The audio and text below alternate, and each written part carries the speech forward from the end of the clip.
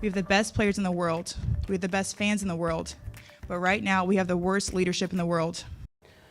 It is the statement heard around the nation. In 4 minutes, Minnesota Lynx star Napheesa Collier torched WNBA Commissioner Cathy Engelbert. Strong words there. At issue is the league's leadership, officiating, and the overall culture.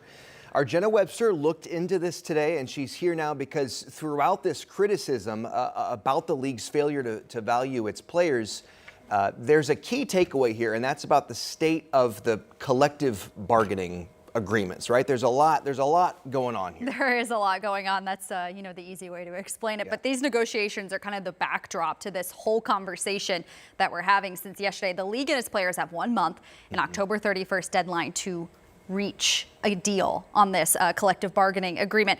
I should also mention that Collier, she is on the executive committee for the Players Association. So you may remember back at the All-Star game here in Indianapolis, players wore these warm-up shirts, "Pay us what you owe us." And that's what the entire sticking point is in these negotiations. Players want a bigger share of the revenue.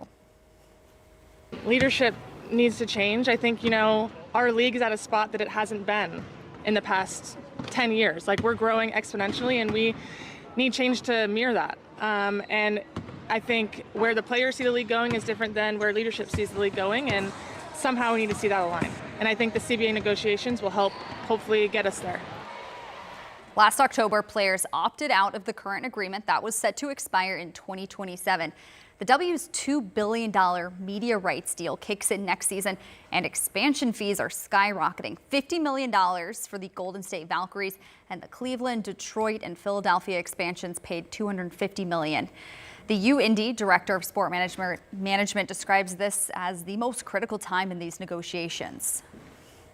With the falling out with Ms. Collier and the commissioner recently, I see a lot of people banding with the players. So I don't think it's radical to say we'll see a whole lot of change throughout this month, from leadership all the way down to different clauses within that CBA agreement. So if an agreement is not reached by the end of this month, they could, of course, extend those negotiations. But there are a lot of things that have to happen in this off season. They can't set dates for the Portland and Toronto expansion drafts until they have these CBA. They can't even set the rules for what that draft might look like. There's also free agency dates that to keep in mind. Players could also choose to strike. So we'll see what happens with that. But in the entire nearly 30-year history of the WNBA, we've never seen, lost games because of a work stoppage. There's the criticism from the players and others that the league doesn't value the players enough. You wonder, though, throughout this whole thing, have we heard from the league, especially after the comments last night? I mean, they certainly have an issue on their hands. I mean, we have seen the growth literally this year, but I mean, one could argue the last 2, 3, 4 years, what looks so different in the WNBA and the growth they sustained, and they want their money to look the same. Well, and one of the things that I was talking about with one of the professors, say he credits a lot of that to Caitlin Clark and what she's done for the league, which, kind of maybe goes against some of the comments that the commissioner allegedly made about Caitlin having this platform because of the WNBA. Yeah. All right.